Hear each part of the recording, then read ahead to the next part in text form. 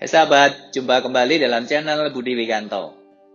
Episode kali ini kita akan melanjutkan membangun keluarga bahagia bagian kedua. Kita akan belajar secara khusus memahami arti cinta dalam pernikahan. Apakah yang Anda pikirkan tentang cinta? Pada umumnya, pasangan mengatakan bahwa alasan utama mereka menikah adalah karena mereka saling mencintai. Pertanyaan penting seputar pernikahan adalah pertanyaan tentang cinta. Apakah sebuah pernikahan akan berhasil atau tidak, seluruhnya tergantung pada fakta apakah suami dan istri terlibat belajar saling mencintai atau tidak. Apakah mereka mempelajari rahasia-rahasia cinta dan mengembangkannya dalam pernikahan mereka. Cinta yang terus dipelajari akan memampukan suami istri dalam memberikan semangat dalam pernikahan, membuat pernikahan menjadi sehat, bahagia, dan penuh vitalitas. Hal ini akan menciptakan jalinan hubungan yang akan membuat pernikahan mereka berharga untuk dijalani, bahkan ketika banyak masalah timbul dalam pernikahan. Ada 12 kualitas penting dari cinta, yaitu penerimaan, perhatian, komitmen, peduli dengan keadaan pasangan, persahabatan, kejujuran, rasa tertarik, loyalitas, respek atau rasa hormat, dukungan atau support, kepercayaan, dan ingin selalu bersama.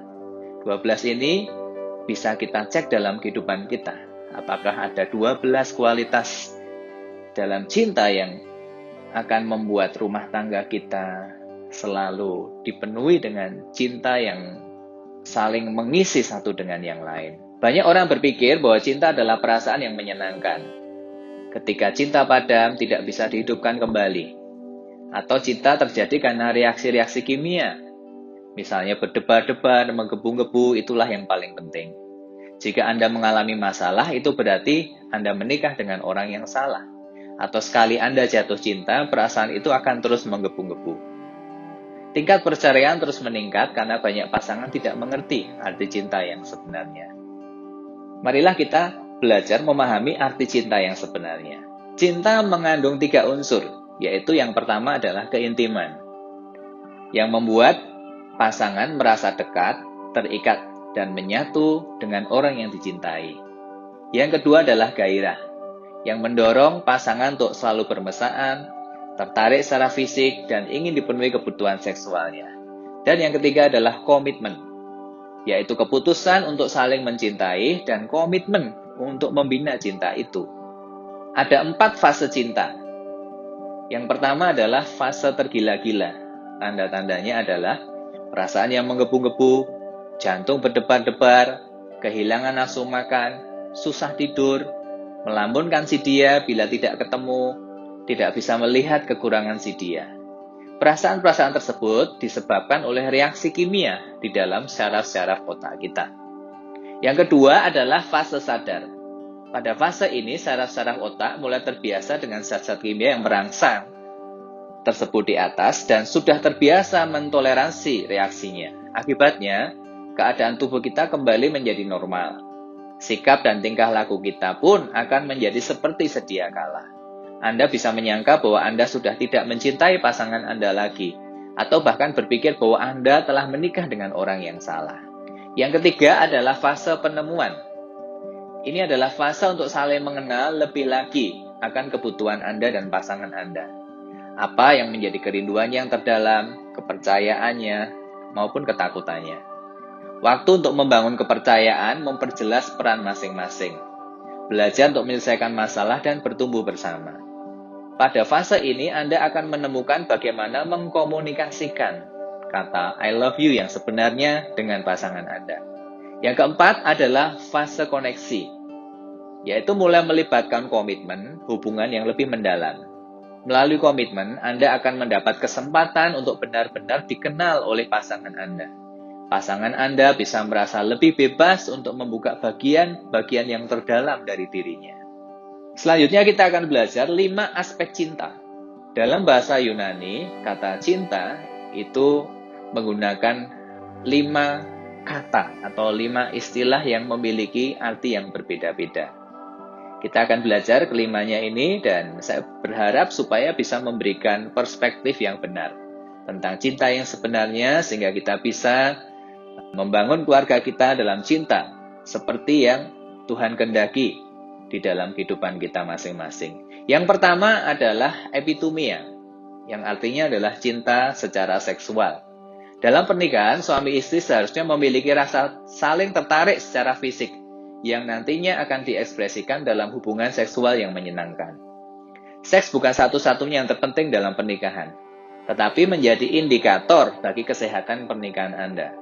Hubungan seksual bisa dipelajari dengan berkomunikasi, saling pengertian, dan peka terhadap satu dengan yang lain.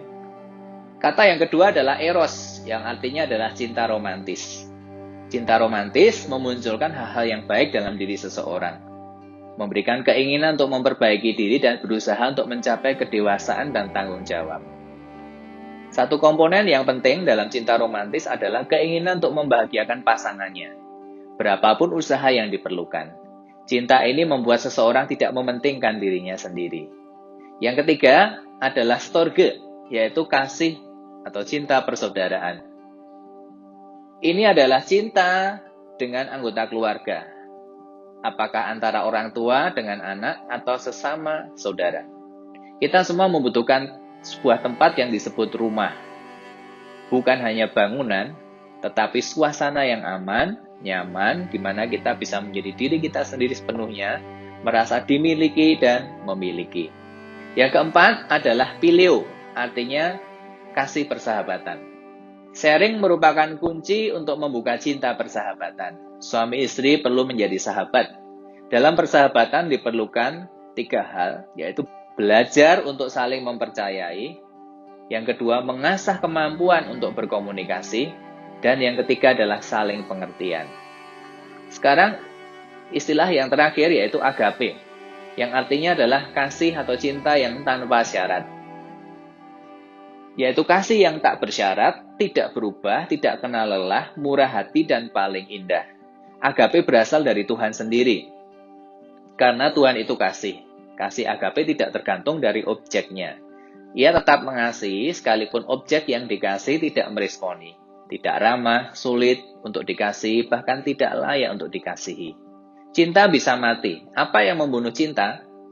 Cinta akan mati bila Anda tidak menyediakan waktu sedikit untuk berkumpul, atau bahkan tidak ada waktu untuk berkumpul dan berhenti mengadakan kegiatan yang menyenangkan. Kasih dibangun atau dihancurkan dengan keberhasilan atau kegagalan dalam mengadakan kegiatan-kegiatan yang dapat menyenangkan pasangan masing-masing. Senyuman, perhatian, pujian, menunjukkan kasih, menyediakan waktu bersama adalah usaha-usaha untuk membangun keluarga yang harmonis dengan cinta yang sejati. Saya dorong Anda dapat memahami pengertian-pengertian cinta kasih ini dengan benar, sehingga dapat mengekspresikan cinta yang terbaik untuk keluarga Anda. Sampai di sini pembahasan kita membangun keluarga bahagia bagian yang kedua. Semoga bermanfaat dan sampai jumpa dalam pertemuan berikutnya.